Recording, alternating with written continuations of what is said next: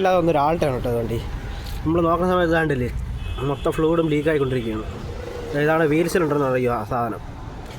ഈ സാധനം ഡാമേജ് ആയിട്ടാണ് ഫ്ലൂയിഡ് മൊത്തം വെളിയിൽ പോയിക്കൊണ്ടിരുന്നത്. അപ്പം ഫ്ലൂയിഡ് വെളിയിൽ പോയാൽ ഉറപ്പായും ബ്രേക്ക് കിട്ടില്ല.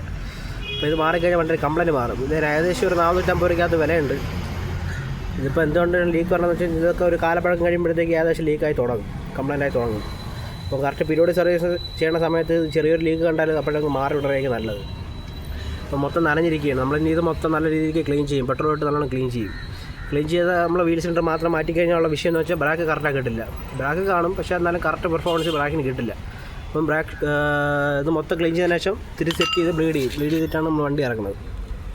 അതേപോലെ തന്നെയാണ് ഈ ഫ്ലൂയിഡൊക്കെ ചെറിയ ലീക്കുള്ള വണ്ടിക്കൊക്കെ എങ്കിൽ പറ്റിപ്പിച്ചിട്ട് ഈ ഷൂ ഇവിടെ ഇളകി പോകാനുള്ള ചാൻസ് ഉണ്ട് കേട്ടോ.